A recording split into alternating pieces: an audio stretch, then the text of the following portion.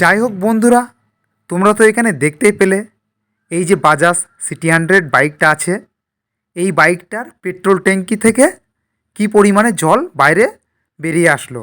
তো এই জলটা কিভাবে ট্যাঙ্কির ভিতরে আসলো, আর এই জলটা ট্যাঙ্কির ভিতরে ঢুকলে কি কি সমস্যা হয়, সেই সমস্ত ব্যাপারে আজকে আলোচনা করব। এই যে বাজাজ সিটি 100 বাইকটা যেই দাদাটার, তো সেই দাদাটা অনেক কষ্ট করে আমাদের গ্যারেজ অবধি নিয়ে এসছে। এই বাইকটা নিয়ে আমি যখন ট্রায়াল দিতে গিয়েছিলাম, তখনই আমি আর কোনো মতে গ্যারেজ অবধি ফিরে আসতে পারছিলাম না। এত পরিমাণে ধাক্কা মারছিল। পিকআপটা নিচ্ছে আবার ছেড়ে ছেড়ে দিচ্ছে, নিচ্ছে আবার ছেড়ে ছেড়ে দিচ্ছে। আমি গ্যারেজে এসেই কিন্তু ট্যাঙ্কিটা পুরোপুরি খুলে ফেলেছি। তো দেখা যাক এখন ট্যাঙ্কির ভিতর থেকে কতটা পরিমাণে জল বেরোয়। তো এখানে এই বাইকটা থেকে পেট্রোল আর ভেতরে যে জলটা আছে সেটা বের করার জন্য এখানে পেট্রোল ট্যাপ আছে, যেখান দিয়ে কার্বোরেটরে তেলটা সাপ্লাই দেয়, সেই জায়গাটা আমরা খুলে ফেলছি। তো বন্ধুরা, এখানে একটা বালতিও নিয়ে চলে এসেছি। এই বালতিতেই কিন্তু আমরা টোটাল পেট্রোল আর ভেতরে যে জলটা আছে ওটা ঢেলে ফেলবো। তো চলো দেখা যাক কতটা পরিমাণে এর ভেতর দিয়ে পেট্রোল আর জলটা বেরোয়। আজকে আমি তোমাদেরকে আরও একটা গুরুত্বপূর্ণ জিনিস দেখিয়ে দেব। সেটা হলো এই যে পেট্রোল আর জল, এটা তো আমরা সবাই জানি কোনো রকম দুটো একসাথে মিশ্রিত হয় না। তো এই পেট্রোল থেকে জলটা কিভাবে আলাদা করতে হয় সেটাও তোমাদেরকে দেখিয়ে দেব। তো বন্ধুরা, তোমরা একটুখানি খেয়াল করে দেখো, ট্যাঙ্কির ভিতর দিয়ে যে পেট্রোলটা বাইরে বেরিয়ে আসছে, এটার কালারটা দেখো কতটা পরিমাণে জল এখানে মিশে আছে। তো তোমাদেরকে সেটাও দেখিয়ে দেব। তো ট্যাঙ্কির ভিতর দিয়ে সমস্ত পেট্রোল আর জলটা বাইরে বের করা হয়ে গেল। এখন এই জলটা আমরা এই পেট্রোল থেকে কিভাবে আলাদা করতে হয় সেটাই দেখাবো। তো বন্ধুরা, তার আগে তোমরা একটু খেয়াল করে দেখো, এখানে এই যে বাজাজ সিটি 100 বাইকটা যে দাদাটার, সেই দাদাটাও কিন্তু পাশে ছিল। তো সেই দাদাটাও দেখছে বালতির ভিতরে কি পরিমাণে জল জমে গিয়েছে। তো আমি বললাম এই জন্যই আপনার বাইকটা এই রকম সমস্যা হচ্ছিল, ছাড়া ছাড়া ভাব দিচ্ছিল, খুব একটা পিকআপ নিচ্ছিল না, নানান রকম সমস্যা হচ্ছিল।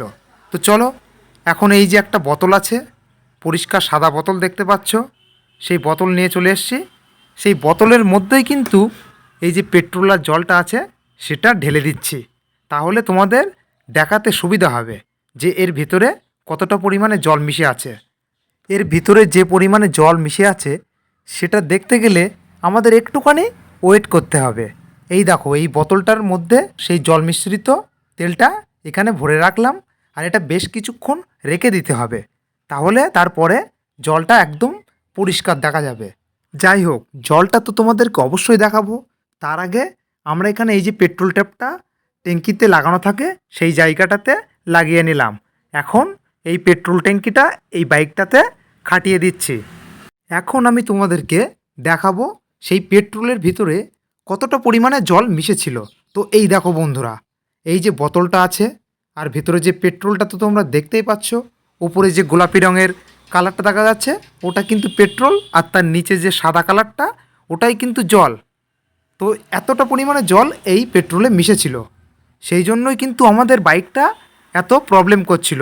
তো চলো, এখন পরিষ্কার পেট্রোলটা আমরা উপর থেকে আগে বেশ কিছুটা ট্যাঙ্কির মধ্যে ঢেলে দেব। তারপরে আমি দেখাবো জলটা কিভাবে বাইরে বের করতে হয়। বন্ধুরা, তোমাদেরকে আরও একটা গুরুত্বপূর্ণ কথা আমি জানিয়ে রাখি। এই যে ট্যাঙ্কির ভিতরে এতটা জল এখানে জমেছিল, এই জলটা কোথা থেকে আসে, এই প্রশ্নটা কিন্তু আমাদের প্রত্যেকের মাথায় এখন ঘুরছে। তো সেটার ব্যাপারেও আমি তোমাদেরকে জানিয়ে রাখি। জলটা দুরকমভাবে আসে। এক হলো বর্ষাকালে বৃষ্টির জলটা কোনো রকমভাবে ট্যাঙ্কিতে ঢুকে যায়, সেটা কিভাবে ঢোকে তোমাদেরকে তাও জানিয়ে রাখি। আমাদের এই যে ট্যাঙ্কির সামনে একটা লক থাকে, যেখান দিয়ে আমরা পেট্রোলটা ঢালি, সেই লকটা কিন্তু অনেকেরই সমস্যা থাকে, সেই লকের গোড়া দিয়েই কিন্তু জলটা ঢোকে।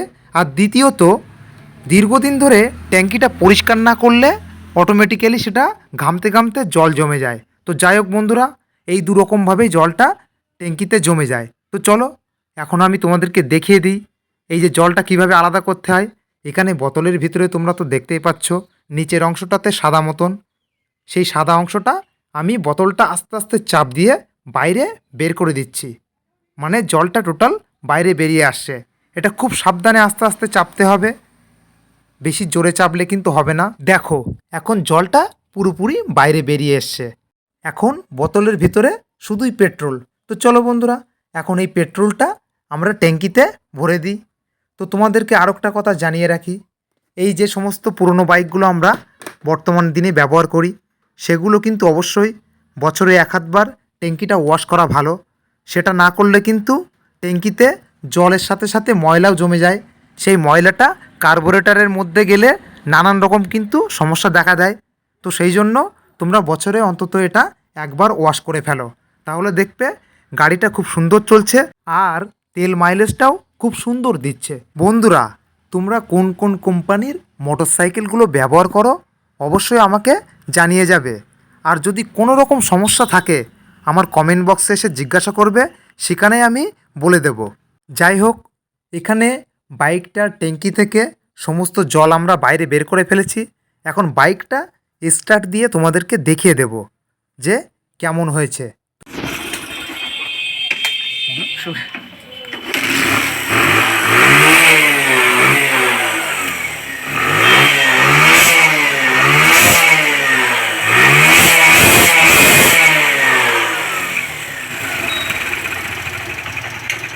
যাই হোক, তোমরা তো দেখতেই পেলে কত সুন্দর পিক আপটা নিচ্ছে। তো এখানে এই যে বাজাজ সিটি 100 বাইকটার যে সমস্যা ছিল সেটা আমরা সমাধান করে ফেলেছি। এখন বাইকটা আমি ট্রায়াল দিয়ে আসব, দেখব কেমন চলছে বাইকটা। তো চলো বন্ধুরা, এখন বাইকটা ট্রায়াল দিয়ে আসি। বাইকটা আমি চালিয়ে আসলাম, দেখলাম খুব সুন্দর পিক আপ নিচ্ছে, একদম ফার্স্ট ক্লাস। তো বন্ধুরা, তোমরা সবাই ভালো থাকবে। আজকের ভিডিও এখানেই শেষ করে দিচ্ছি। Tata, bye bye.